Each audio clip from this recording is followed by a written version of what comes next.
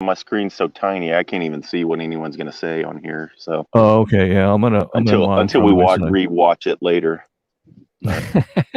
Yeah, I'm gonna definitely delete the bad comments and okay, cool.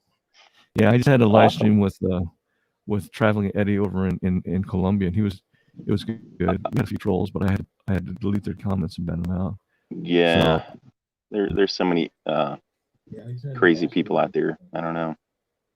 Yeah, it's just crazy. I don't know. I think just with the way things are going right now, everyone feels that they can just go and say what they want. Doesn't matter if they hurt anyone's feelings. You know, it's crazy. Yeah. Craziness. Yeah. So let's see here. You're right now. You're in Arizona, right? How's the weather over there right now? Yep. Man, it's awesome. It's here. I'll show you how it looks out here. It's supposed to get up to about 91 today, I think. So. Oh wow, it's gonna be hot. Some That's awesome. Partly cloudy skies today, but we did some swimming yesterday. But actually, I got cold. It was kind of breezy in it. We went a little bit too late though. But oh, nice. I was like kept going underwater to keep my head from feeling like it was freezing or something, you know. Really? Which is weird because it was still about 90 degrees outside. But oh, it must be just the dry heat or something. Yeah, yeah, it's strange. But yeah, it's beautiful weather right now. Yeah, it's supposed to cool off the next couple of days, I think. You're not too far from Prescott, are you? I think, Prescott's probably 30, 40 minutes away, something like that. Okay, that's not too far. Yeah. And then I think which is closer to you, Prescott or Phoenix? Prescott for sure. Prescott, yeah, okay. We're just like south of Sedona. Okay, I was actually going to go out. I wanted to go out and meet you guys when you were over at what was it, Quartzsite in that area? Oh yeah. But for some reason we didn't hook up on email or something. But I thought, it'd be kind of cool to introduce myself and just to meet the fam too would be kind of cool, and the other nomads that you're traveling with. But let's see, we have Greg Kors in the chat. I don't know who this is. Does he follow you at all or no? Who? His name is Greg Kors. Hey, Greg, how's it going? Yeah, I'm actually doing a podcast right now, and you are on live with Six String Steve, who's currently in Arizona, and I'm here in Los Angeles, California. Sunny Southern California, and he's in sunny Arizona. Yeah. So let's see here, Steve. You're originally from Oklahoma? Yeah, originally from Oklahoma City. Oklahoma City. There. Oh wow. Yeah. Nice. Lived cool. there Wow. lived there until we just.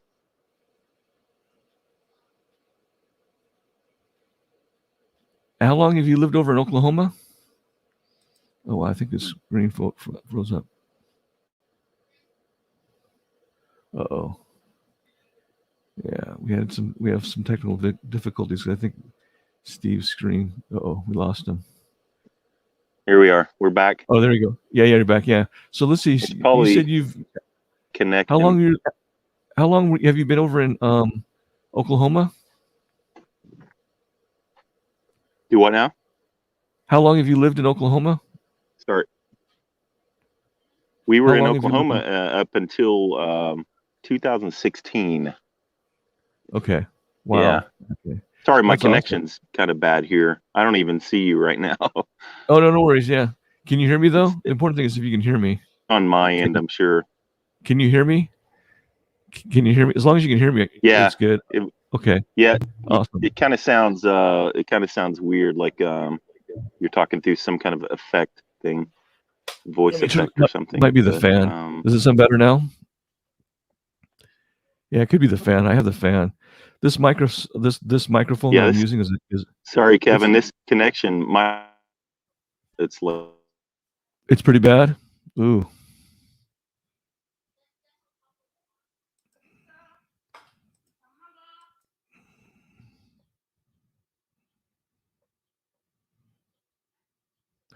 Yeah, I think we might have lost Steve. Oh, we lost the connection. Darn it. Well, hopefully he can come back in. We'll see if he comes back in on the live stream. He's over in Arizona, and I don't know what Wi-Fi he's using, but hopefully we can get back in. So, all right, let's see here. Okay, but anyhow, we'll wait and see till he gets on. Let me check out some other stuff here. I'm going to see who's on the Top Shelf Travel Network. Okay, so we got me watching. Looks like we have 6 people in the chat. Say hello, guys. Say hello in the chat. Travel Fund 69. But let me show this one here. All right, so that's what I'm looking at, the Top Shelf Travel Network. Yeah. Just to see who went on live. Oh yeah, Philly Dom's in New York. He's in the real streets of Brooklyn, New York. Pretty cool, pretty cool. Okay. Oh, we have someone in Vietnam. Ellie in Vietnam. Huh, let me check out her channel. I've never seen her channel before. It'll be interesting. Let me see.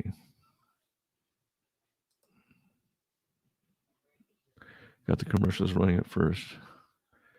Okay. Holiday Weekend Live in Da Nang. Da Nang. Okay. So she's streaming live. Oh, she went live. Oh, wow. Ellie. Who's Ellie? Interesting. Okay. I'll have to check this channel. I'm going to sub to it. I want to get more information on Vietnam.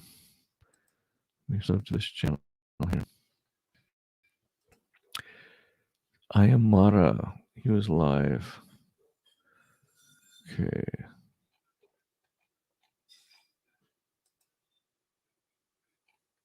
I think we have Steve back. Is he back? Hey. I think we're back. I can hear you, Kevin. All right. Can you hear me? I'm on this other network. Yeah, I can see you here. Oh, okay, cool. Yeah, this sounds better. Yeah, it was lagging a little bit, huh? It was really bad. Yeah. It was a free, the complimentary Wi-Fi, but this is the other stronger network. I had to move my location. All right. Oh, okay. Sorry about that. No worries. I'm glad you're back, man. It's good to see you back. I was wondering if you lost you. Yeah. So anyway, so you said that you were from Oklahoma City and you came. Yes. You left there in 2016.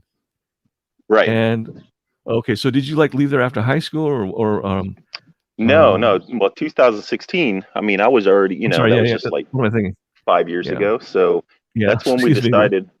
That's okay. We had started watching different, you can call us nomads or whatever, travelers, whatever you want to call us.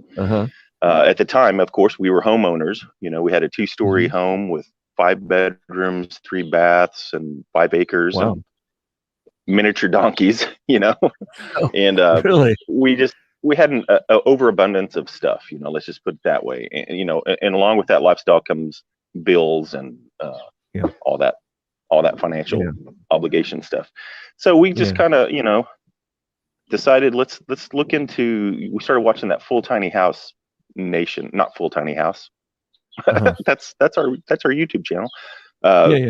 Tiny House Nation, that show that was on TV about building out trailers and customizing them and people traveling and doing that. And so we kind of started looking into that, and eventually we decided to go with a Class C RV, and we sold our home. And even before we did that, we thought about moving to Florida.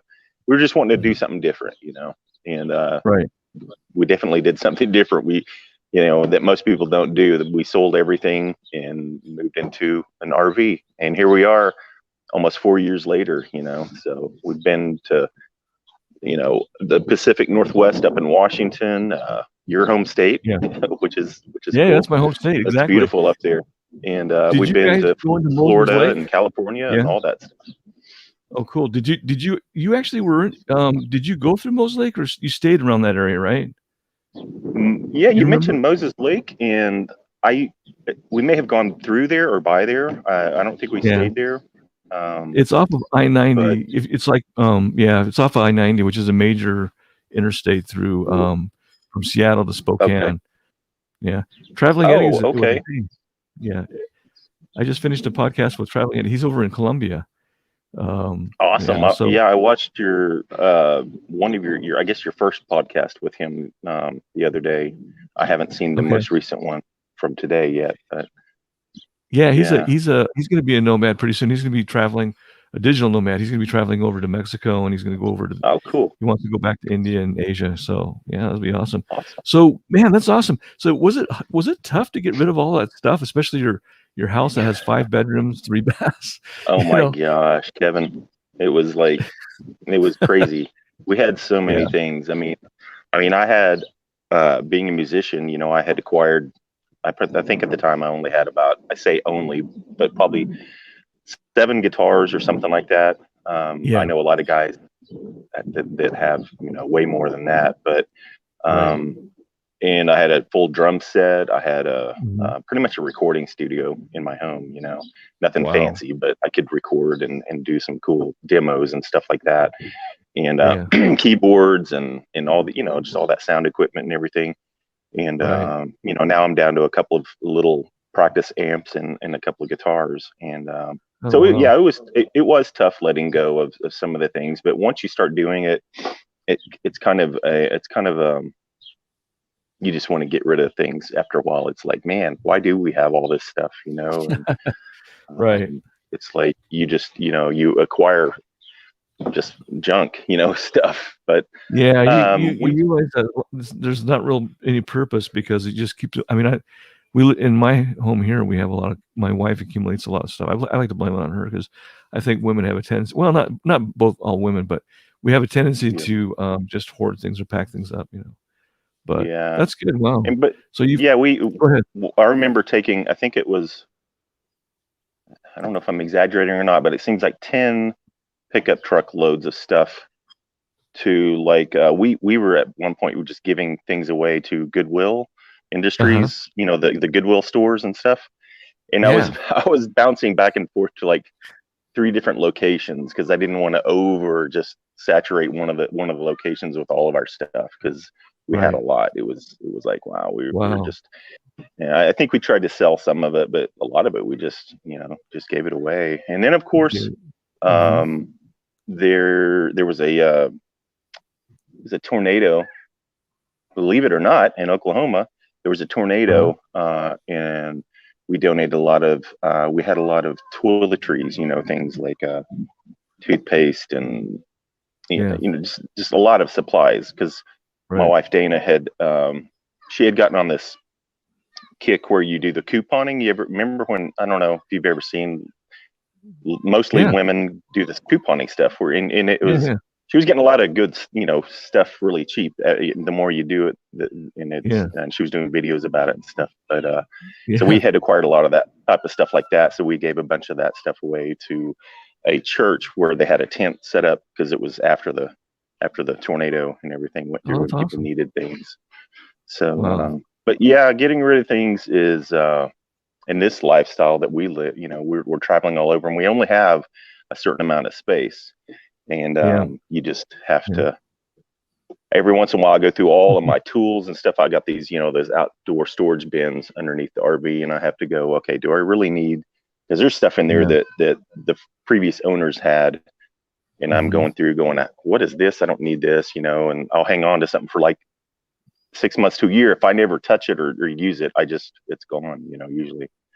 Yeah. So I think that's a good rule though. If you haven't touched anything, clothes or worn it for over a year or 2 years, then you need to definitely get rid of it.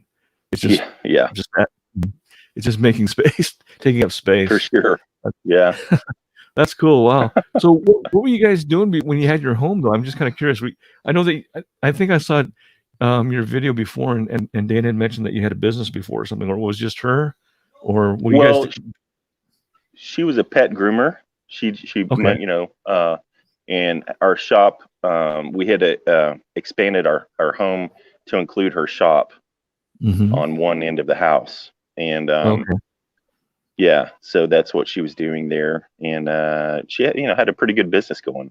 She did That's that awesome. for I don't know how many different years. She was doing it for, she was working as a pet groomer in a veterinarian's clinic And then when he decided not to do pet grooming there any longer, he said, you can take all the clients. And that's what she did. And she opened a shop. The home that we had before our last home, she actually had a business where she was renting a space down the street from where we lived, about a mile. And then when we bought our last home,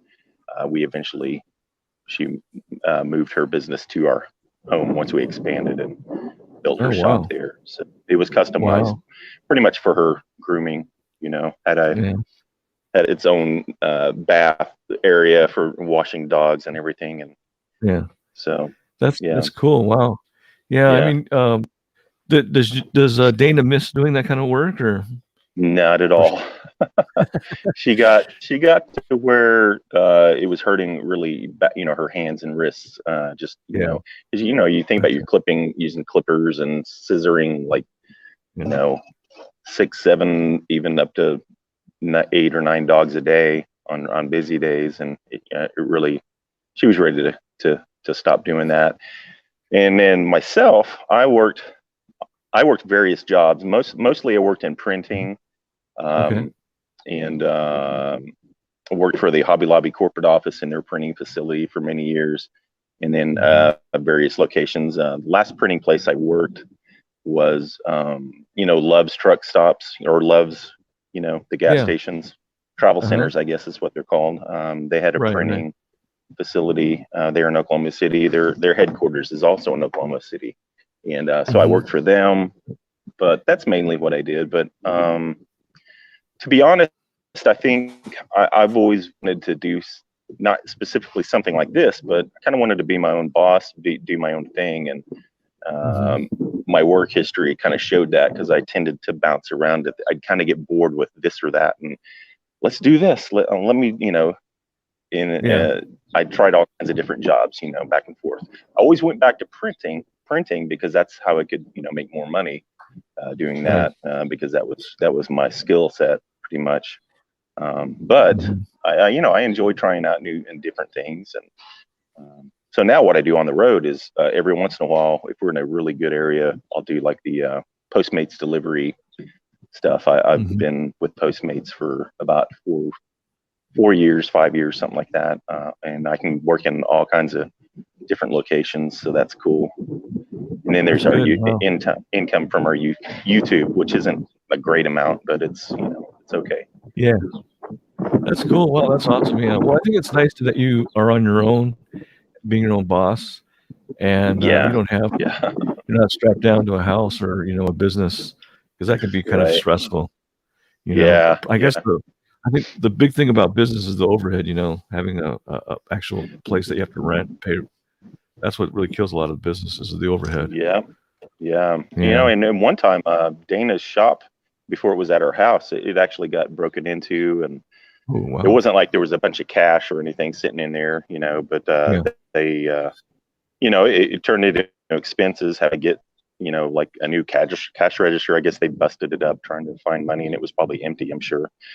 But, you know, you go through things like that, and then it makes you worry, is someone going to come back? You know, it kind of puts you on edge, you know, worrying about something else could happen or whatever. So, Right. That's interesting. Well, I think, you know, you guys were able to kind of adapt more, I think, easier than a lot of people because of the virus now, because you were on your own. So I think being independent like that, you know, it wasn't much of a lot of people, they're kind of restricted at home, and they're not being able to go to work, some of the people. So I think it puts a lot of stress on a lot of families. But it seemed like your family, you guys were okay during the virus. We were okay up until, I mean, we were kind of stuck in Florida during that when it started, and we were at RV parks. The scary thing for us was, are the RV parks going to shut down? You know? And because we do the 1,000 Trails, and where you had that 1,000 Trails membership. I guess you're probably familiar with what that is. But so yeah, when that all started, we were down there in what's it called? It's near Orlando. It's where Disney is down there. Kissimmee. We were in Kissimmee at an RV park, and actually I didn't go, but Dana went with some friends of ours, and our kids went and everything. Went to Disney like the week before the pandemic started, and I think people were actually wearing masks. Had just started wearing masks and things at that time. Yeah. So within a week, it was weird. It was like really surreal there in Orlando because there was no tourist stuff going. There wasn't a ton of traffic on the highway near Disney and through Kissimmee area and all that. And I was doing Postmates deliveries, and it was just really strange to be there and not, just see the place, packed with people. It was really strange. So, but our main concern, was just kind of being stuck. And if we were going to have an RV park place to go, and because at that time it was starting to get really hot in Florida, of course, hot and humid. And anyway, but it worked out good. But I think you're right, because we're used to, a lot of people are stuck at home. And then the thing was, their kids couldn't go to school. They're like, what are we going to do? The kids are home all day and we got to work, or if they just think, if you have your really young kids, like kindergarten, first grade age, you can't just let them stay at home by themselves if you're a responsible parent, so that put a lot of pressure on people, I'm sure. Absolutely. So it was a crazy time for everybody. That's cool. That makes sense. Yeah. Well, Traveling Eddie says, what's the one big advice piece of, hey, Eddie. Excuse me. He says, what's the big piece of advice you would give to a couple who wants to do the RV thing for the rest of their lives?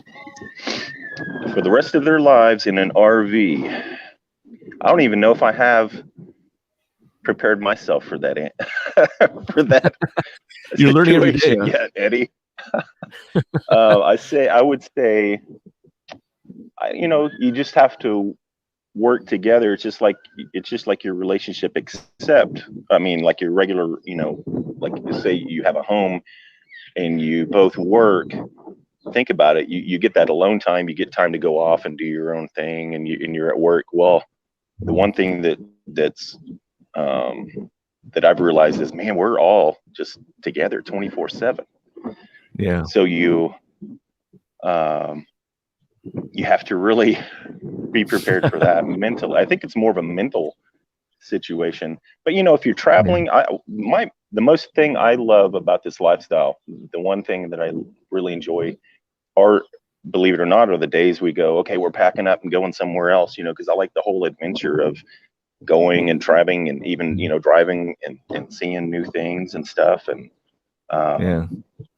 and see, with our situation, that I guess that's kind of like our alone time, because we have the car. We don't actually tow the car. Dana drives the car, and I drive the RV, so we get our alone time. And then the girls are with Dana, and Ethan, my son, is with me, and our son and our girls are with Dana in the car. So we kind of get that a little bit of alone time during that.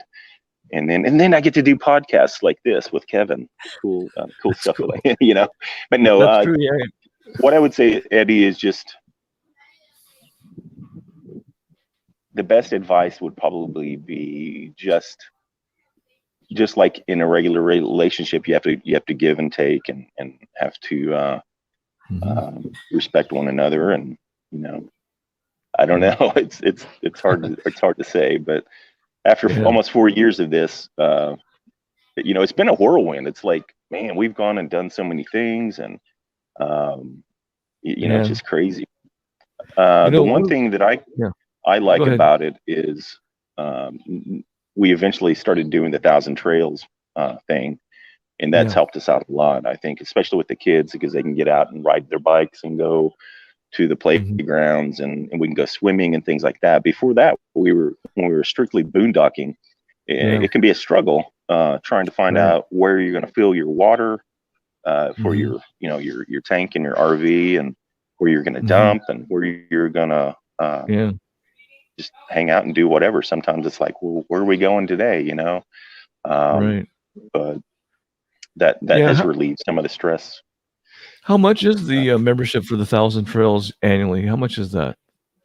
Something, they have different tiers, and I don't even know for sure. I know there's still like an annual or monthly fee, and Dana takes care of all of that. So I think to get in it, you're talking at least a couple $1,000 just to get your foot in the door with it, and then it just goes up from there with different packages and things like that. And they have different regions. You have to pick a region, like certain states, like the Pacific Northwest or whatever, or Southwest or Southeast or whatever. And as we know, most of the RV parks are in Arizona and Florida. So I believe we picked the Southeast region for Florida over in there. But at least a couple thousand or more to get going on it. So it's probably very comforting to it's probably very comfortable or comforting to know that we're going to pull this RV park. There's going to be a place where you're going to have electricity. You can dump your your gray tank, your black tank, and you can get water. And then plus there's probably a pool for the kids.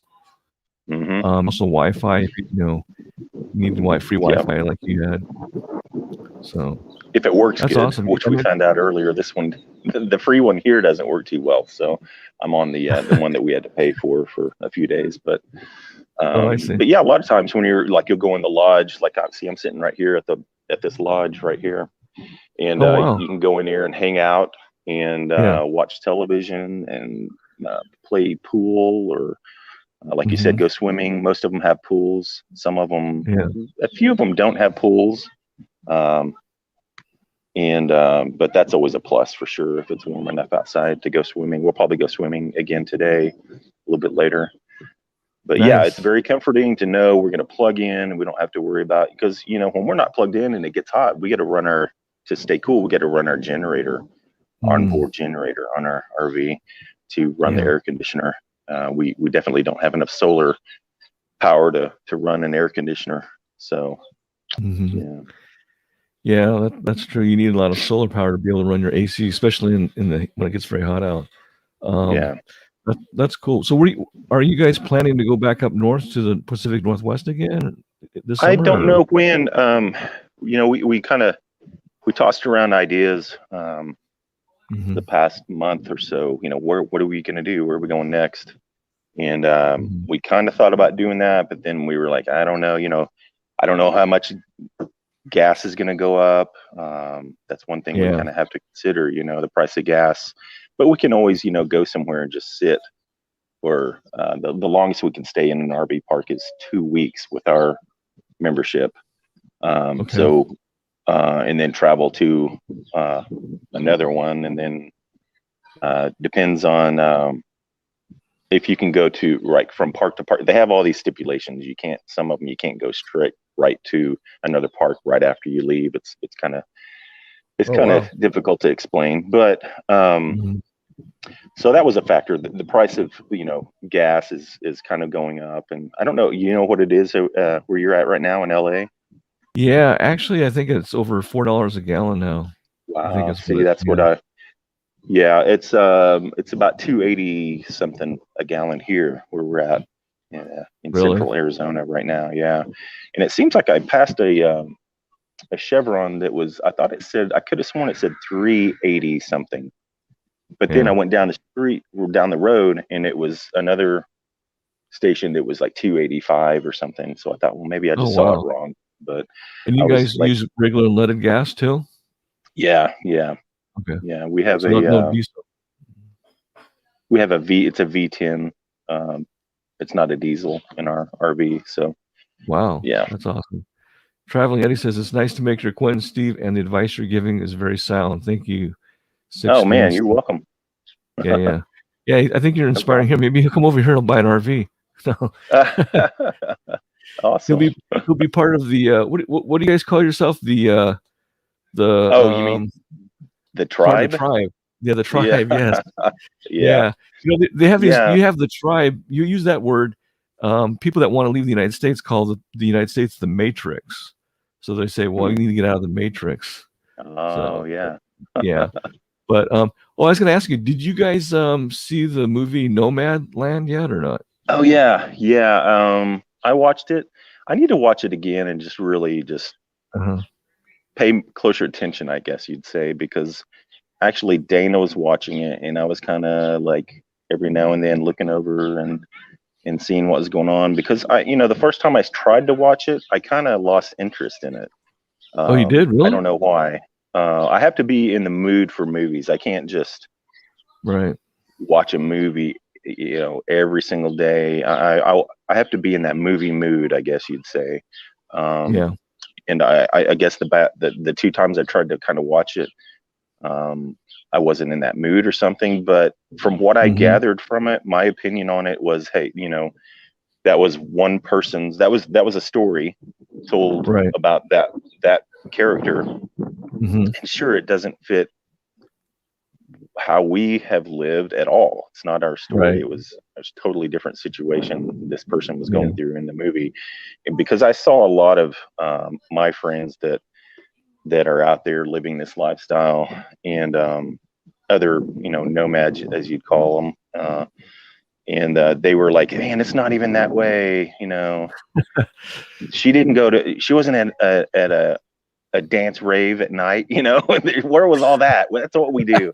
So so it was it was a totally different story. And I think that was kind of why it was kind of hard for me to kind of get into it. But I plan on watching it again and kind of soaking it up and getting into it a little bit better and everything. But it was kind of cool, to see. It's like, we've done that, and all those different situations she went through. So it's really interesting when they do get someone that hasn't really lived like that, or is not from the community or the tribe, I should say. But they did have Bob Wells in there, which was kind of cool. You can spot him out. I'm surprised he didn't get like a supporting acting role or something like that, or nomination for his role in that movie. He did a good job. He really did. Because I do remember that scene. The serious scene where he did his lines. He did a really good job on it. So we've met Bob, and actually when we were in the Pacific Northwest, like up in Oregon, there was this can't remember the name of the air park, but they've turned it into, like, there's a campground, and there was a gathering up there, and we had a friend that was there, and she was like, yeah, y'all come up here. So we went there and hung out for about, I don't know, 3 or 4 days. Nice. It was near Tillamook, Oregon, where they make the cheese. Just right close to Tillamook. And I can't remember the name of the town now, but it's right by it. But Bob was there. It was his caravan thing that he was doing a couple of years back. And it was a small group, nothing like the RTR and all that. The RTR, for those of you that don't know, is a real big gathering that Bob Wells started, 10 years ago or something like that. In Quartzsite. But he was doing like a caravan. He was leading, and people were following Bob. And they ended up out there in Oregon. And so we went and hung out, and Bob's cool. He just sits around and chill. He's chill. He doesn't really do a whole lot of talking in a group like that, like you'd think, he's just like just one of the other people hanging out and chilling. And then if you strike up a little conversation with him, and if it's something that he's really interested in, he'll really talk about it. And he's just like a normal guy, like you and I are, That's cool. That's really interesting. So you've met him in person and you've hung out with him, and it's kind of weird because a lot of people think that because they see, like, for example, I'll give an example, like Nomadic Fanatic, right? He's very, outgoing in his videos, but as a person, I think he's very quiet and he's more of an introvert, which is weird. You're right. Yeah. Because we've hung out with Eric a few times, and then, and it's that way. It's that way with, I think, a large number of YouTubers. People would be surprised. They're just not all that excitement, and when you're talking to them in person, they're not doing all that. That's kind of a little personality thing they do for their videos, and I mean, unless I guess you're talking to them about something they really like to talk about, like with me, if you start talking music or musical instruments and gear, then I get all excited like that. But a lot of times guys are sitting around, what are the guys doing, talking shop, and I'm not a mechanic and not a I like cars and stuff, but I don't, that's not my thing. If you start talking music, that's when I get all animated and really will talk your ear off. But yeah, several of the YouTubers are just kind of, you see them in a group setting and they're just real chill,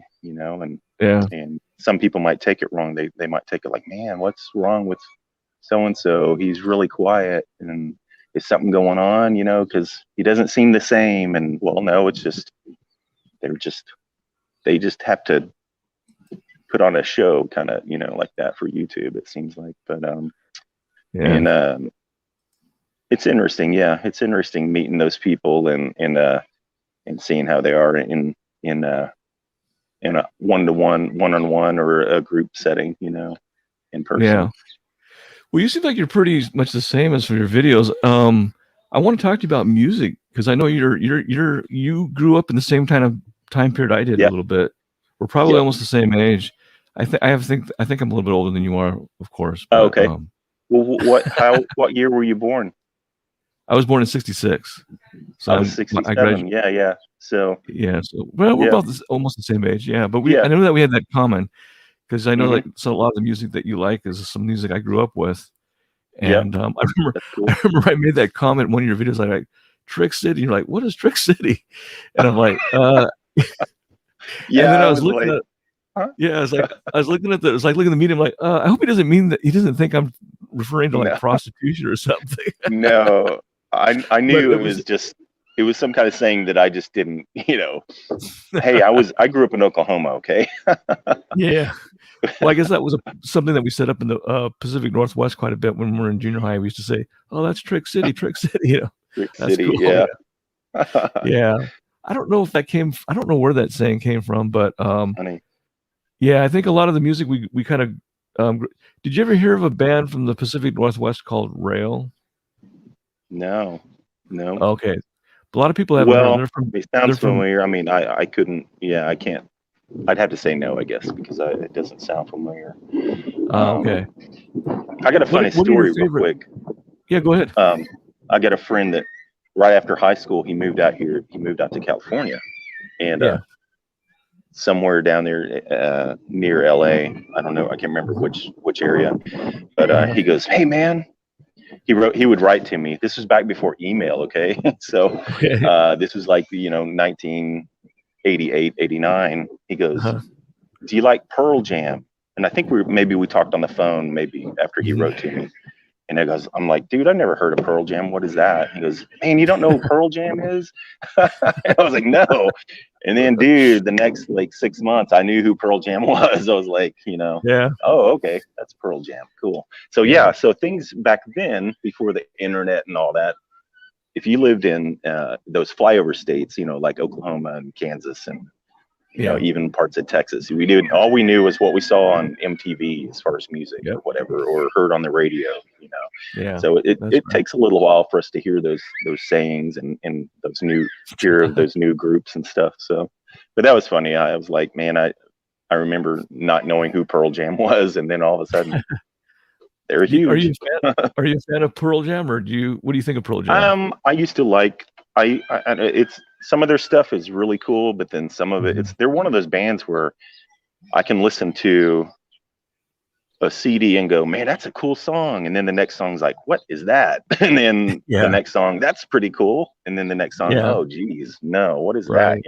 So they're kind of one of those bands where their style is just so different, and I think that's why they caught on. But they had some rocking songs, but they kind of had they just sort of had that little bluesy feel to their guitar stuff that was pretty cool, and but then they had that mix of the grunge, I guess, whatever you want to call it back then, and they kind of just had that perfect mixture. Eddie Vedder's vocals and his writing style, and they had the correct formula for sure for what they were doing. So I respect them a lot. I can't say that I'm a huge Pearl Jam fan. I think of them like one of their CDs, Vitology. Okay.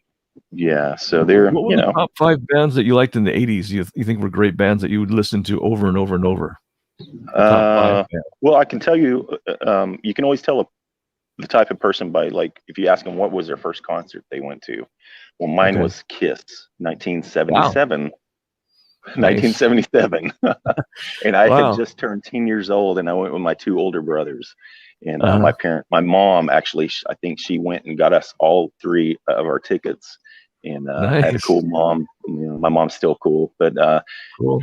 You know, how many people's moms went and stood in line to get Kiss tickets for them? You know, my mom did. But so I'd say I've listened to, you know, that kind of started my my journey into music as far as the style of music I liked. Back then, anyway, it started with Kiss, and I had an older brother. My older brothers had like their 8-track collection, you know, or albums. They had like was 8-track. Queen, Led Zeppelin, Heart. I really listened to a lot of Heart when I was younger. Okay. Wow. And I liked Elton John. For some reason I got like an Elton John album when I was really young. So there was kind of a good mixture of classic rock, you know, different styles, from British rock to, you know, Heart, of course, being from the Seattle area. And, you know, back then I had no idea. We just knew what we saw. That was cool back then, was looking at the albums and, you know, pulling out the sleeve and reading all the information and seeing the pictures. You could just sit there for, I mean, I could for hours and just look at records and albums and that new album smell when you'd open it up, you know, and it was just a cool experience. And so I'd say the most influential bands on me, though, when I got older and became a musician was of course Van Halen. And like I said, Kiss, they're not known for being great musicians, but they had that formula and that, you know, their gimmick and everything that worked, that you can't deny. They were one of the biggest rock bands, you know, ever. I kind of like I said, Zeppelin. I wasn't into them so much back then, but I liked some of their songs. But I can now go back through their catalog and listen to a lot of their stuff and really enjoy it. So I had a lot of different influences, I guess. That's cool. Later on, of course, Def Leppard. I was huge into Def Leppard back in like 82, 83. Yeah, I really liked them. Saw them in concert. And then that's when I started becoming a musician, of course. So our style of music was more towards that kind of, you know, Van Halen, Def Leppard type style. So good. So what is your favorite album from Def Leppard? Oh man, probably High and Dry. Right before they went really big commercial with was what followed that. Hysteria. Pyromania. Yeah. Pyromania is cool, but it's just got that overproduction. Too overly produced sound. So the High and Dry was when they were really rocking, and I think they had just, you could tell they were like they'd hit their stride, you know, so to speak, as a group and as musicians. And I just like that. I love that sound of that album, you know. Yeah. So that's a good album. Yeah. They have got a lot of good songs on there that they don't play on the radio that much anymore. Classic rock stations don't even play it any hardly. They play a lot of the newer just like from Hysteria, which is I mean, I like Hysteria, but that's really cool. Traveling Eddie says he likes the Journey album cover. Which one was that? There's like Separate Ways, or they had some cool album covers. Journey was a huge influence. I still listen to a lot of Journey. They're old, and I like their older stuff. I like their, you know, like they had the back in like 77 to about 80, those albums. Departure. There was Departure, and then Infinity. And those were just some really cool songs on those albums. But Charlie says Kashmir by Zeppelin is such a great song, not just because of the musical song, but take a long, deep look at the lyrics. That is a cool song. Has a great feel to it. SNS and the RV Cats say, "Hey, Steve." Hi, Steve. Oh, hey, what's up? That's Sharon and Sal. What's up, guys? Thanks for tuning in. Yeah, thanks for tuning in, Sal. I was plastering this all over Facebook and did videos on my YouTube saying, "Hey, everybody, gonna be live on KevTV." Oh, So thank you, appreciate it. this is Yeah, cool. yeah. So And hopefully were people you? will subscribe to you. You get some more Yeah, thank you. subscribers. Please check out Steve's channel too, Six String Steve, and they have a family channel which is called Full Tiny House or Tiny Full House. Yes. Which I keep on Nope. switching Yeah. around. Full Tiny. You got it. Full Full Tiny Tiny House. House. Yeah. Yeah, It's yeah. like that And TV show Full House, but with Tiny stuck in the middle of it. gotcha. Full Yeah. Tiny House. Full Tiny House. Yeah. I like that. Yeah. Actually, the reason why I subscribed to your channel, Full Tiny House, is because you're a family, and it was just an inspiration to see how a family can go on the road, especially with you and your 3 kids that you have. It's amazing that you're able to travel, 5 of you. Yeah. Yeah. I know. It's been it's just amazing to look back. What's cool is looking back through our videos. I'll go back and you can go up here and click on the videos and say from oldest, watch the oldest to the newest, and I'll go back and look at them and go, man, they've grown so much. It's crazy, the kids, and then I've gotten so gray in the past 3.5 years. It's crazy. Really? No way. No, not too bad.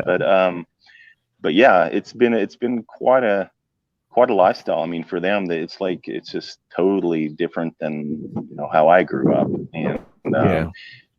and I think about it, and I'm like, I think it's the best thing for them during this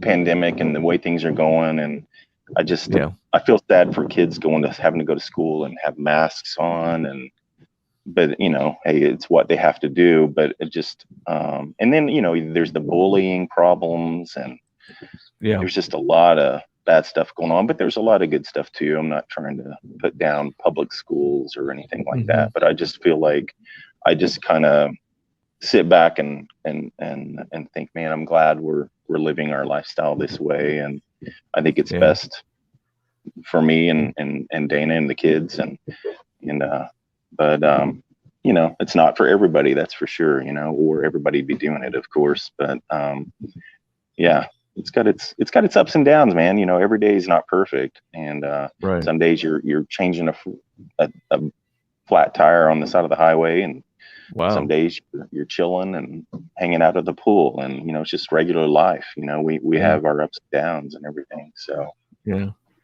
it's well, I think being on the road, it's very delightful, and you're actually able to see different sites, and for the kids it's amazing because they are experiencing things that most kids don't experience. Kids that grow up for example in LA, for example, that live in an urban area, they don't get to travel like that, especially on the road. Right. A lot of the I mean, you actually how many states have you been to? Probably 12, 15? I've lost track. I think is it close to 30? 30 states? Oh my gosh. Yeah, and at first we started putting, we got that little map that you have the stickers for each state. Yeah. And you fill it in.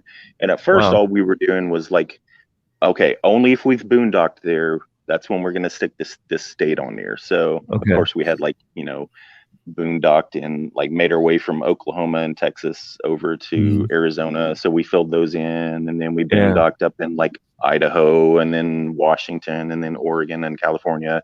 So we kind of filled in that west part of the states. But then after a while, we just said, hey, if we've gone there and we've stayed there, it doesn't matter if it's been an RV park or whatever, we're going to stick it on there. So I think we're up to 30 or 31 now. I'd have to check it. That's awesome. But yeah, we've stayed in all of those states, even for if it was just one night or whatever.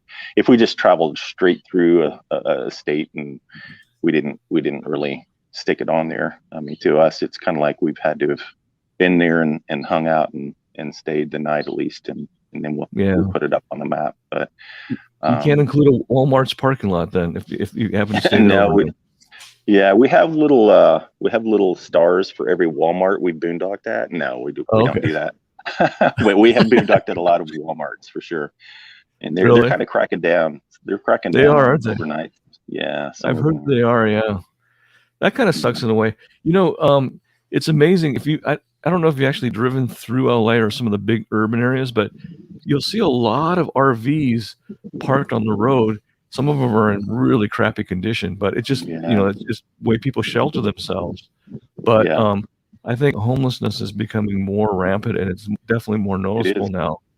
And I think that's a very strong indicator of how our economy is, especially as far as helping the poor people, the less fortunate.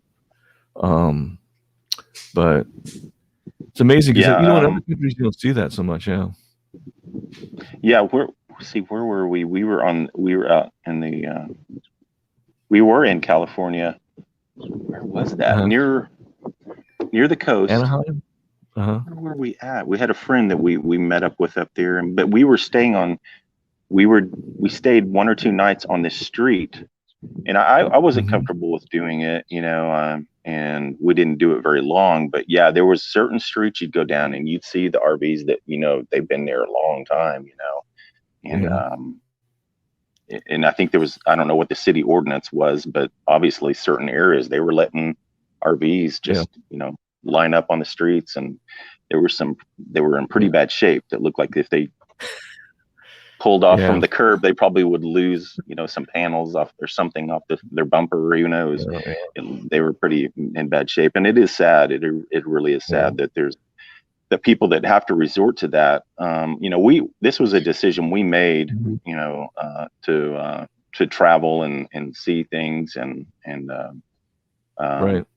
but there's some people that it's just unfortunate they haven't, that it wasn't their choice.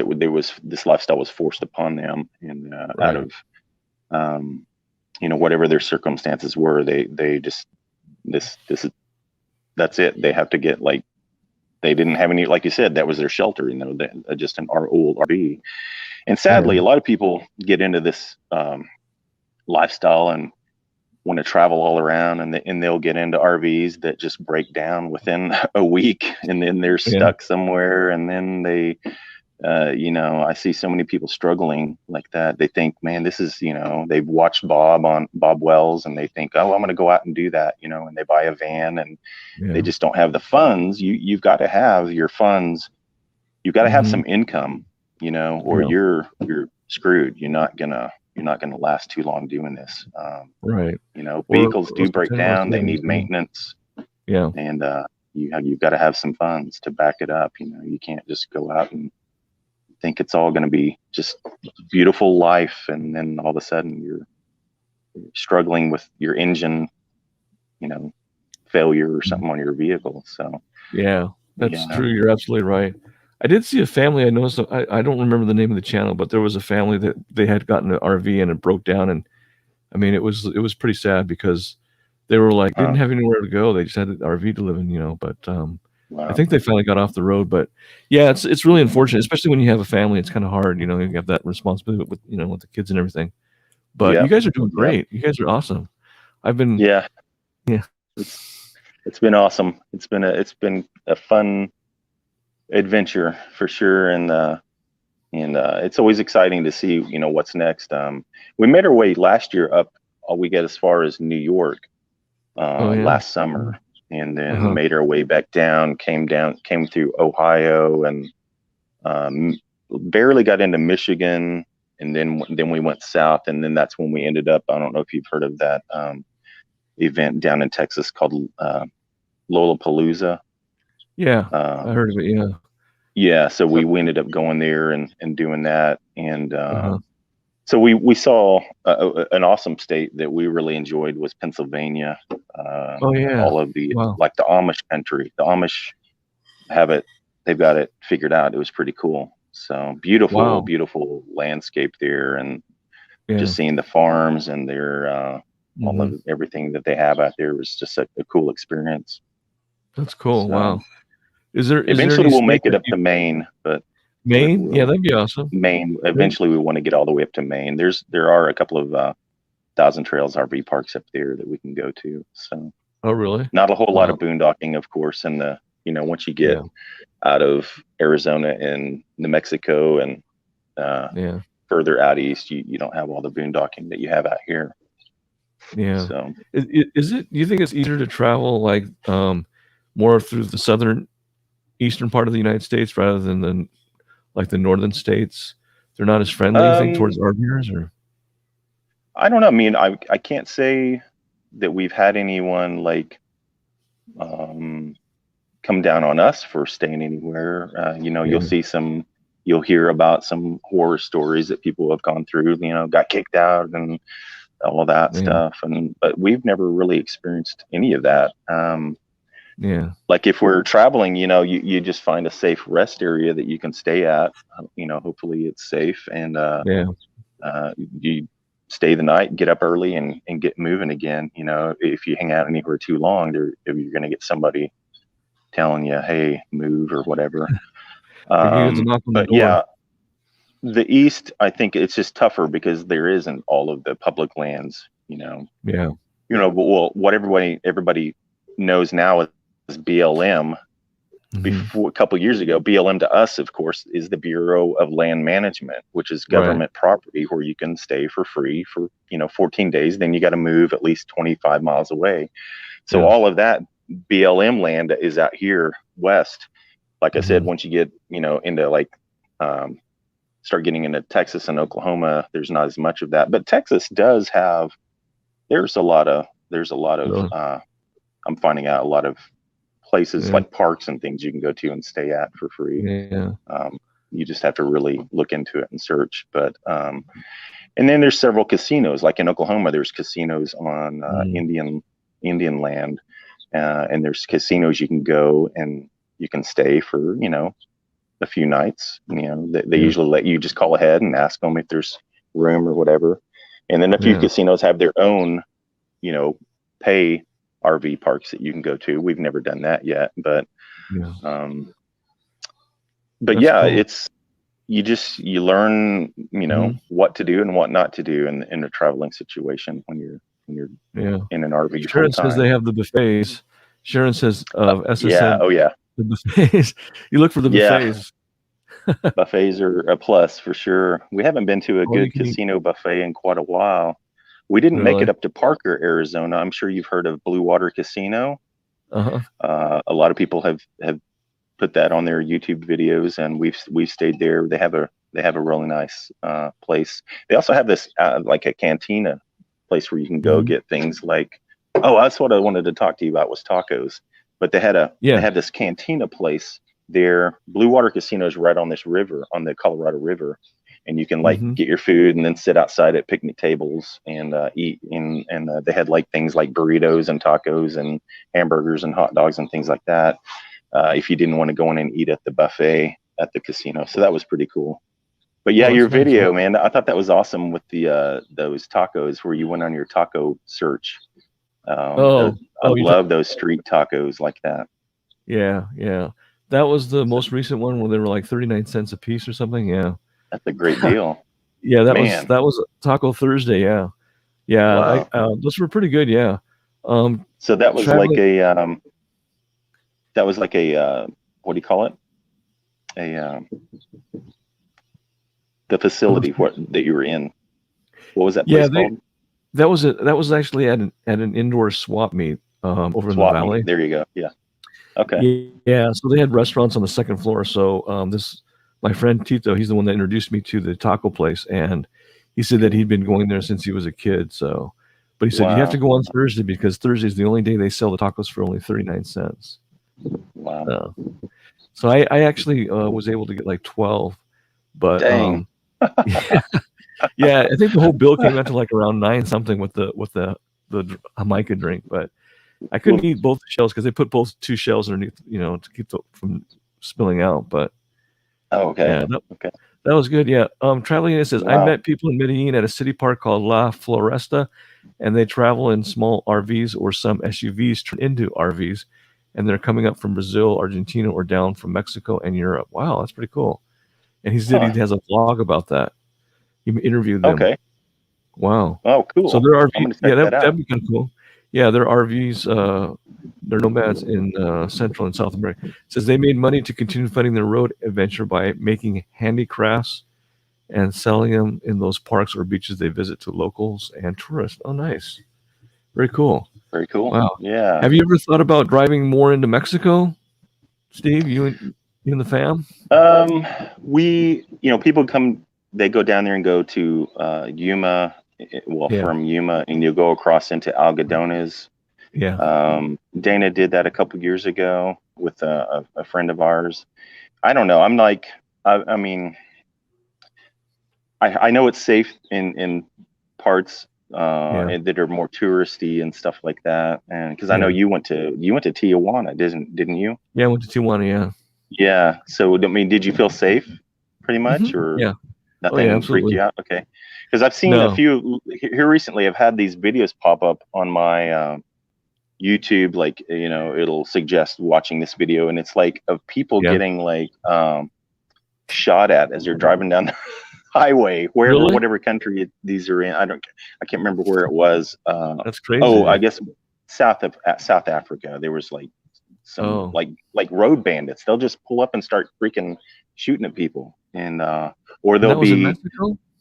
No, that was South Africa. Oh, that okay. was, yeah, but I've seen a few of those, and it just freaks me out. It's like, man, I don't know. It's kind of out of my comfort zone. You know, there's so much to explore here in the U.S. right now that I don't really feel a need to go outside of the U.S. at this point, and especially with the pandemic stuff going on. And you know, maybe someday, I don't know, maybe I'll, you know, decide to venture outside of our confinements here, but there's just a lot of beauty, and it's amazing how the scenery can change from state to state, and even going, you know, even Arizona, you've got your forest lands, and then you've got your desert lands, and then it just, you know, the scenery can change so quick. It's really cool. Yeah. So the thing about being around the desert areas, you have to be careful of scorpions.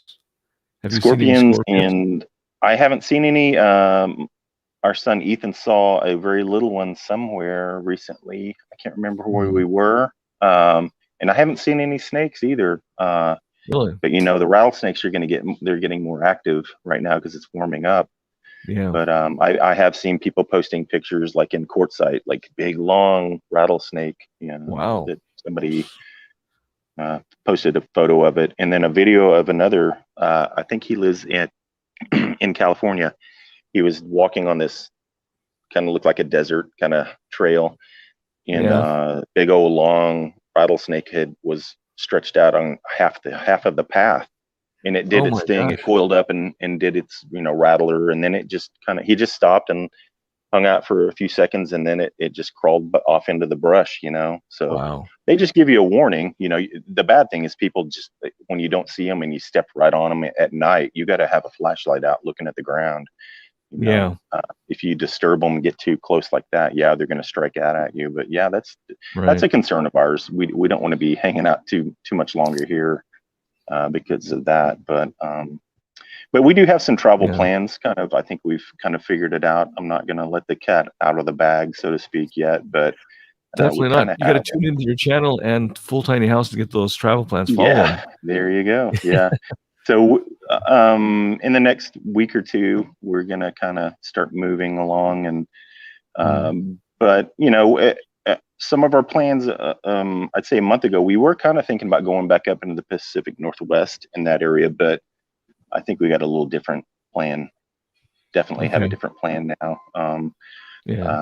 But we do want to get back up in there, and that's the cool thing. Every year we can decide, you know, where we want to go and what we want to do and who we want to meet up with and things like that. So that's the fun part of this lifestyle as well, is just making the plans. And I just have to sit back and relax now, because I used to get to, like, we'd follow people around, and I wanted to have my input on where we're going to go and stay, and and I have to let myself just relax and enjoy the ride, you know, because I would get to like, I want to go do this or that, you know, and other people were kind of calling shots, but we learned a lot from doing that, and, you know, where to go and how to figure things out in boondock and things like that. So we've learned a lot, and now we're kind of doing our own thing, and but that's fun. You know, you always meet up with your friends and everything that you've traveled with and that you've hung out with throughout the past seasons of the winter season coming to Arizona, and or if we go to Florida, you know, that was a lot of fun. We went down to Florida, and we ended up going to Key West. Wow. Went to the Keys, and that was fun. Doing that for sure. Was that last year? I think it was. Wow. Was it really? I think it So was before we got great. stuck in the pandemic stuff up in Kissimmee and all that. I think it was. Yeah. Yeah. So that was before. So that was cool. That was before. Yeah. That's cool. Wow. So you're traveling with the tribe now, or are you guys on your own? No, we're on our own. We have a couple of friends that we've been. I guess we've kind of been traveling with our own little tribe, so to speak.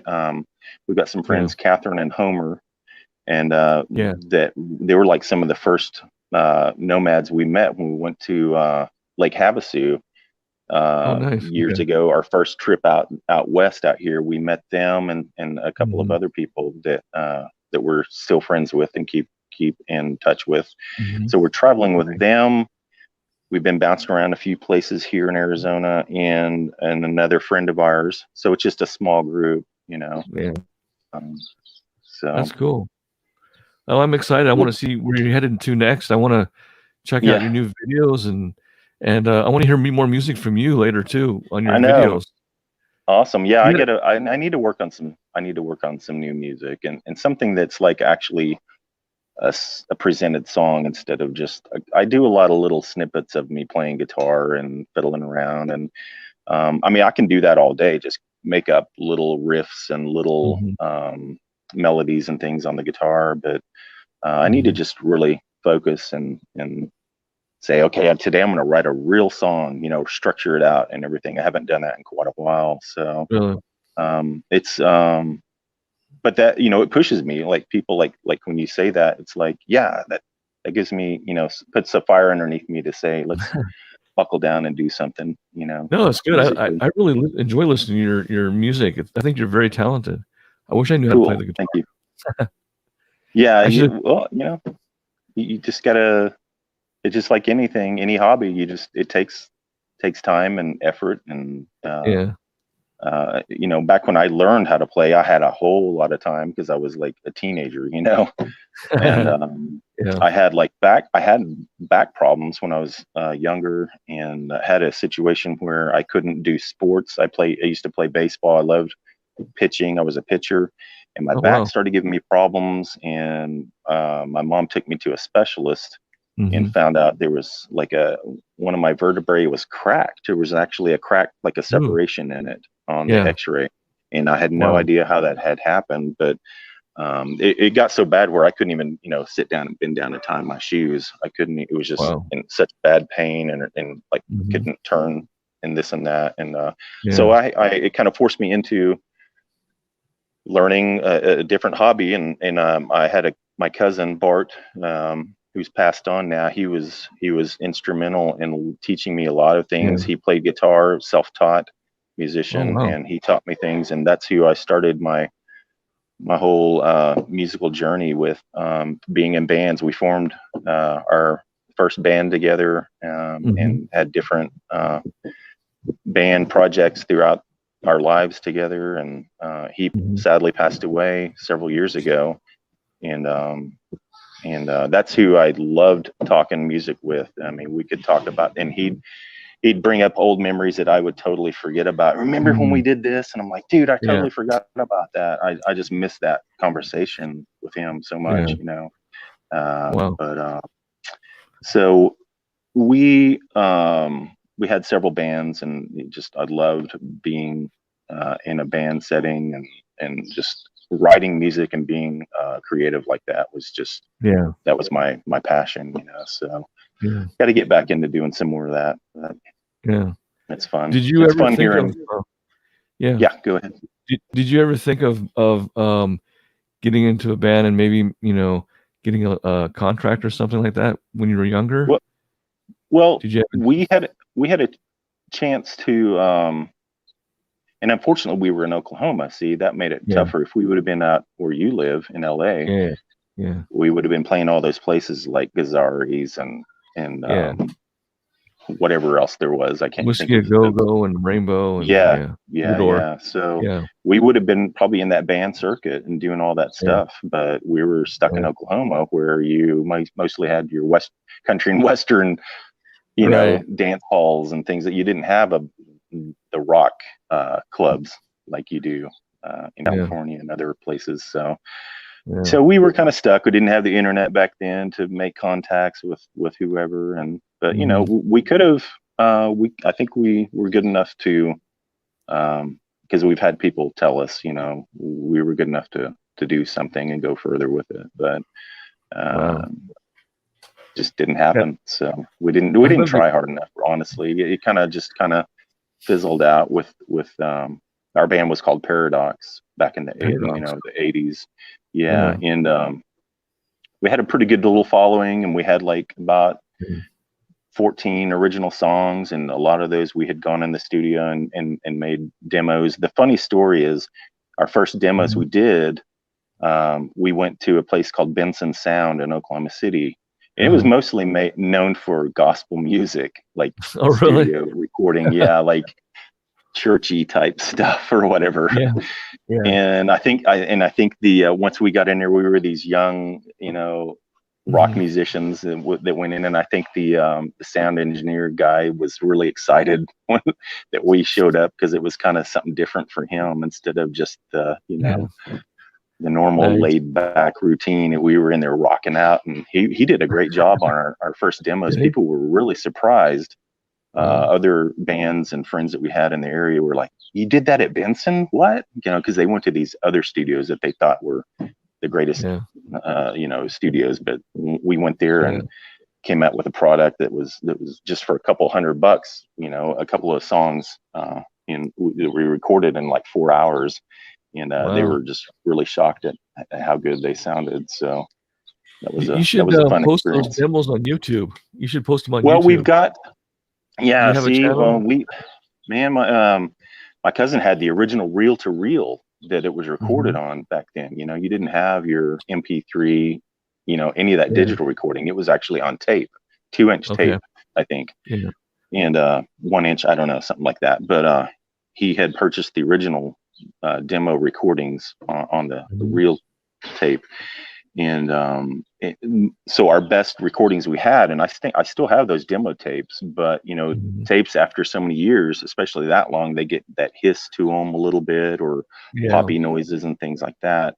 And Gotcha. Yeah. so it's I've got those tapes, and I've got to figure out a way to make a good recording of them. I've got friends, like the guy that was my friend that was the singer in the band. His brother was Mhm. working on our songs. I need to get in touch with him, actually. That reminded me. I need to get in touch with Rob and Yeah. say, hey, man, because he was working on recording those and putting them on like a website or on YouTube or something. So Yeah, it'd be that cool. that'd be a cool project. I need to get in touch with him and see I'd what love he to came hear how up you with. guys. Yeah, Yeah, I want to yeah. hear how you guys sounded like back in the day. It's That'd be awesome. yeah. It's that The what do you call them? typical hard The rock. ground. What do they call them? Yeah, The basement tapes. The basement tapes of yeah. Six String Steve and his band, or Well, let me. Paradox. Basement tapes of Paradox. Yeah, yeah. I've got practice. I recorded like a lot of our practices, and Uh-huh. so I've got a lot of those old practice tapes Wow. of us Yeah. recording, jamming, and you hear us talking and about things, and working Cool. on certain songs, Yeah. playing some Motley Crue or Van Halen back in the day, Nice. stuff like that. And then Yeah. our original recordings, we would do our own little home demos where Mhm. we would record each instrument separate and all that stuff. So I love that whole Oh, nice. process. I mean, I could Yeah. have easily become, I guess, a music engineer Producer, myself, but engineer. Yeah. That's yeah, cool. no, I I came still across. can, I guess. Really? Yeah, you can do it. I came across on what was it on my iPhone library? The Apple library. I came across the Mickey Rat tapes. Oh, wow. Before. Yeah. Okay. Yeah, I've heard some of those demos. it sounds really interesting because it's real rough. I mean, it's not like the Yeah. it sounds much different than when a lot of the songs I didn't realize, but they were original songs that Steve Piercy had written with I think it was Robin Crosby, and Okay. Yeah, but a lot of that stuff, it sounds very, very, hardcore. It's just very unedited, rough, but it's right. good, you know. Yeah, Wasn't Jakey Lee the guitarist at one point? He yeah, was with them, right? yeah. He Yeah. was, yeah, yeah. Okay. I think they separated ways, yeah. But then they got that young kid that Warren DeMartini. He Warren was so yeah, DeMartini. Yeah, man, yeah, he was awesome. Yeah. yeah. Yeah. But they sound. I saw him perform live with Poison, and Hmm. live they don't sound very good at all. Um, Stephen Pierce, he's got a very raspy voice. He kind Yeah, of he reminds does. me of a rat, you know. But Yeah. I met Brett Michaels at a bowling alley. I said, "Hey Brett," I said, "I really enjoyed your concert, but I can't say that much about Rat though. But you guys were rocking." That's He's like, "Hey, funny. thanks, man." But I met Gene Simmons too at the same bowling alley, and I was like, "Hey, Gene, I liked your That's movie." cool. And he's like, "Oh, I was in that movie," and I actually titled the wrong movie. And he's like, "Oh, well, that's cool." But he was very like, you know, a genius. He's like Yeah. an ego maniac. Paul Stanley was Yeah. cool though. Yeah, Yeah. Oh, cool, cool. yeah. That's But awesome, those man. guys, they came to this bowling alley that I'd work at because it was like, it was in Little Tokyo. So a lot of people, they knew a lot of paparazzi wouldn't go up there because they knew that they wouldn't, that was not a normal place for them to hang out. So they'd Okay. come up Yeah. there with their Ferraris and their badass cars, and they'd come up there, no one know who they are. Like, man, who are these rock stars? And you see them walking around Yeah. like, oh wow, hey, that's Gene Simmons, Wow. That's Yeah, cool. yeah. What year But was that? that was like 86, I think, 85 or 86. Yeah, Yeah. yeah. I think 80, Yeah. one of those 2 years. Yeah, but I think I went and saw Van Halen live at the Forum. They were good. That's when Sammy Hagar joined them. Okay, I think cool. he did a lot. Yeah, he really helped the band out a lot. Do you like Van Halen before with David Lee Roth or with Sammy? I think I like them about the same. I mean, Mhm. nothing beats the original Van Halen. I mean, any original band that makes it big, and that, I mean, that's Yeah, their sound. yeah, But and I liked Sammy Hagar separate from them. So when he joined, it was yeah, cool. Yeah, like you said, he breathed new life into the band, and you know, probably was probably the best choice they could make, because I heard, they had other people they were looking mhm, at. Even the yeah, gal for Scandal, remember Patti Smythe, yeah. Patty the Smythe. group Yeah, Scandal, well, the yeah, Warriors. They even, yeah, apparently Eddie Van Halen and her were really talking serious for, she claims, just for a little bit. She was like, she picked up on it quick, like, no, this isn't going to work. yeah, But he really wanted her to be try her as a singer in their band, which I don't know how yeah, that would have worked. Who knows? But yeah. maybe it would have been good. But no, I think Sammy Hagar was the best choice for sure Oh at the yeah, time for them. And yeah. the other guy, what was his name? The third singer, he was with Extreme. Yeah, Extreme. Um, Yeah, yeah. I know I who you're can't talking think about. of his Yeah, name, but that, I didn't like that version of their band at all. He didn't, no. to me, didn't fit very well. Yeah. But You know what's really interesting, Steve, is that you got a lot of these bands that are still playing that have been around for a while, like say for example Foreigner. I don't know, I yeah, can't imagine yep, Foreigner without Lou Gramm. You know, right, he's and same thing with Journey. They have Arnold Pineda, which he's amazing, but just to me yeah, it doesn't seem the same without Steve Perry. You I know. know, yeah, yeah. Unfortunately, Steve Perry's voice, he lost that great Hmm. range he had. I mean, if you listen to Yeah. he's had some solo stuff that he's Yeah. done in the last few years. Now he still sounds great, but Yeah. just he can't do what he used to do. Oh And yeah. what was the other? You mentioned the other group a while ago. Foreigner. Foreigner, yeah, yeah. The new Yeah. guy with them, he's great too. But yeah, man, you can't beat Lou Graham's. Uh, Man, the stuff he did with Foreigner back in the day was just like the best. I think the best Yeah. vocalist, one of the best vocalists I've ever heard, and that I like to listen to. I still Really. listen to some old Foreigner stuff. But the guy Yeah. that sings for them now, he was in a band called Hurricane. I don't know if Hmm. you remember that. It had Yeah. the Sarzo. Rudy Sarzo, that was with Ozzy and Quiet Riot on bass Yeah. guitar. His brother played guitar for Hurricane, Oh and really? they were Wow. a really good band, but they just didn't make it real big. But the guy that was the singer in that band is now the singer for Foreigner. And I can't think of his name right now, but he's a great singer too. Yeah. But he just doesn't you can't beat the original band, you know. Yeah, it's kind of like Styx without Dennis DeYoung, you know. Right. Yeah. You know, they got and I'm trying to you think just of have another. those iconic voices. It's like that voice is like that's what makes the band mostly is the voice, you know. And it's hard to just plug in another voice and you know, be that great band again, you know. So it's tough. Yeah, I mean, but there are bands that it's amazing that they're still together, that they still have the. I think I was just watching a lot of interviews. There's it's called Rock History. He's a Canadian dude up in Canada that has. I watched him. Yeah, John. Okay, yeah, something. Yeah. He interviewed the guitarist for Boston. I was like, oh my gosh, I didn't realize all that stuff that was going on with Boston. You know, he was Barry Goudreau. Yeah, Barry Goudreau. Yeah, very. I mean, if you listen to his solo work, it's like, man, this sounds like Boston, but it's like, you know, it's too bad though. Yeah. You know, and then Brad Delp passing away. That was oh my god, Boston's never be the same. That was a huge loss. Yeah, man. He I don't know. Yeah. But I was surprised though. Barry Goudreau. Yeah. He was pretty much just him by himself. Well, his guitar sound, that was like, man, that's mainly what you were hearing on the Boston records. You know, Tom Scholz had all his trickery and his effects stuff that he did with his guitar, but you hear I've heard those live versions of Barry Goudreau with his new group and playing it live, and it's like perfect. It's like the exact sound of Boston. I've got some people here harassing. I know.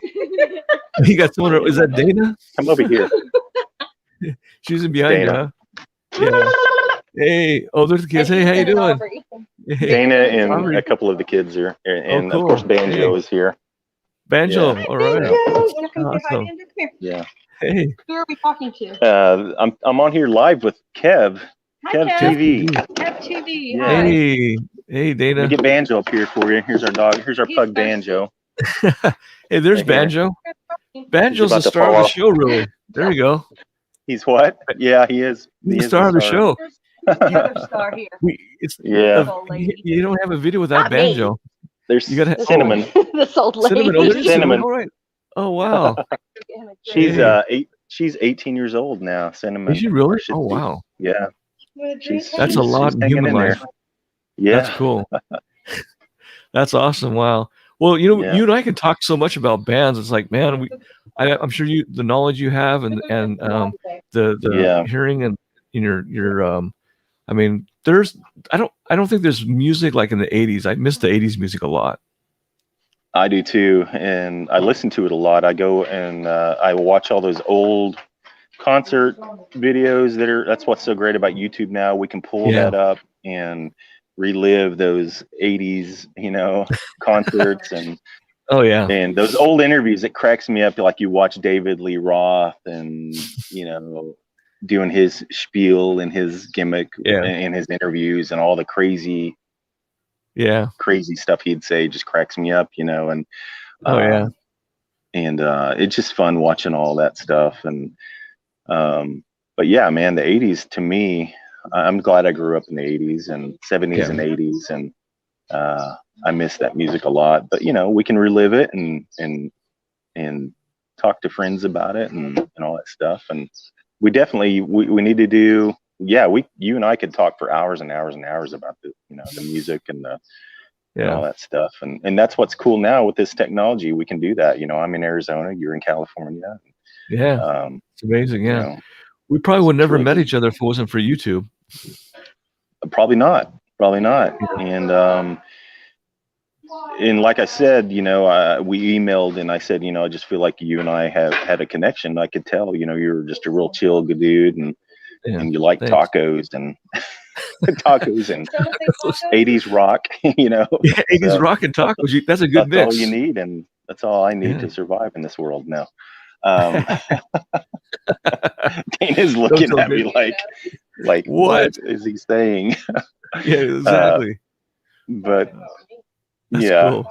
So That's Dana awesome, makes yeah. awesome tacos. I'm gonna throw that in there. She makes some amazing. Everything Dana makes, and I'm not kidding, is like She's not a good cook. superb.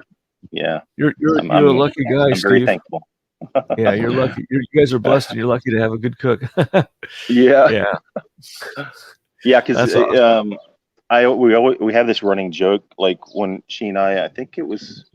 No joke. Let me just assure you. It was a joke. No joke. It was 2000, and he said, "Oh, I know how to. I'm making my kids cheese nachos."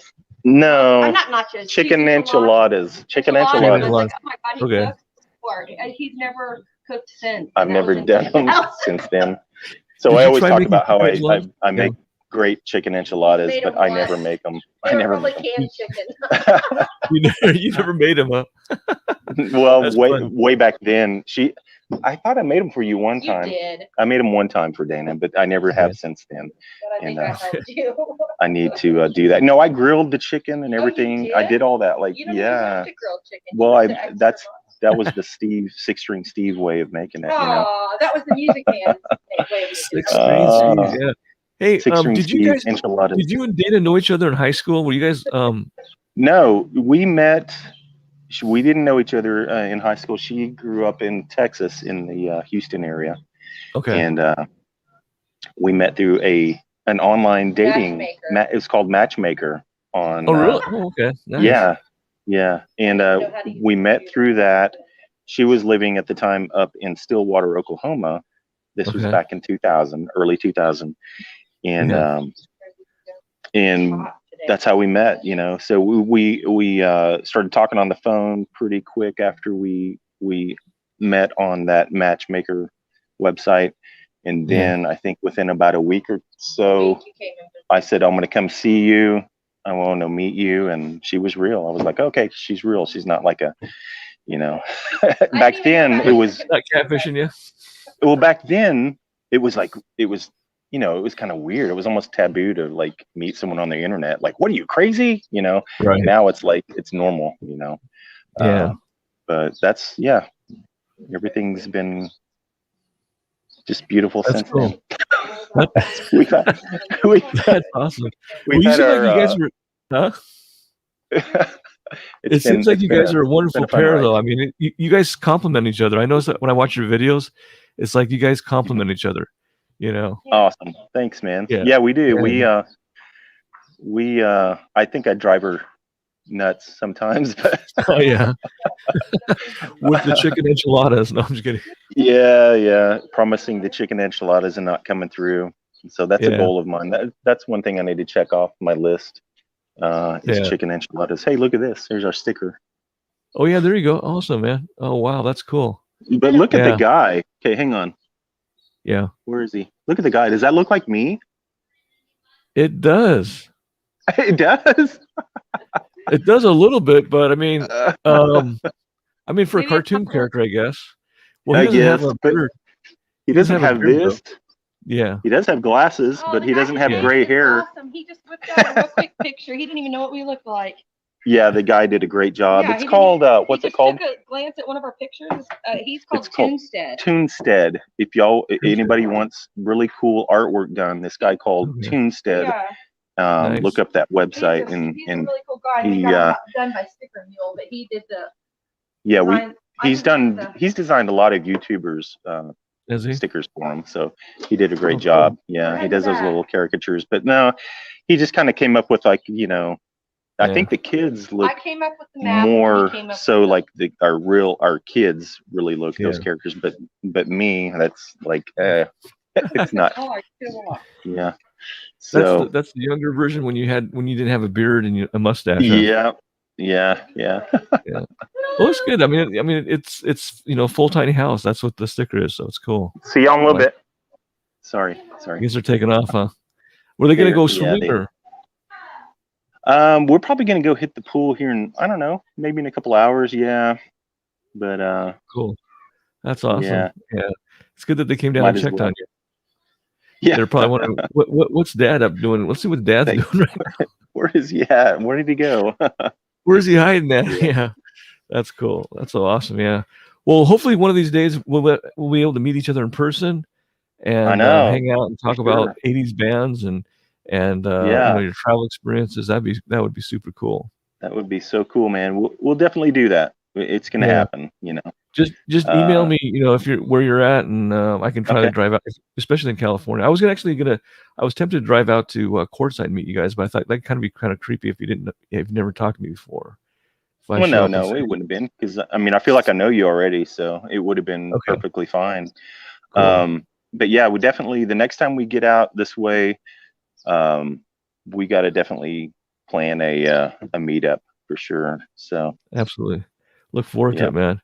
Yeah. awesome. Well, I'm gonna go ahead and Yeah, cut the stream off, guys. I know there's a very limited amount of people that are watching, but they'll be able to watch the replay. But thanks for tuning in, guys. I don't know who's still in the chat with us right now. Traveling Eddie, I know you might be there still. I don't know if he's got class. He's got his class that starts at 3. And Sharon, thank you so much for joining too. And who else do we awesome. have? Yeah, Yeah. So I'll go ahead and turn it off, and then we'll continue to talk. But thanks so much for hanging out with Six String Steve, and please subscribe to his channel and also to his family channel, Full Tiny House. So awesome. Thanks for having me on here, Kevin. It was fun. you're welcome anytime. All right.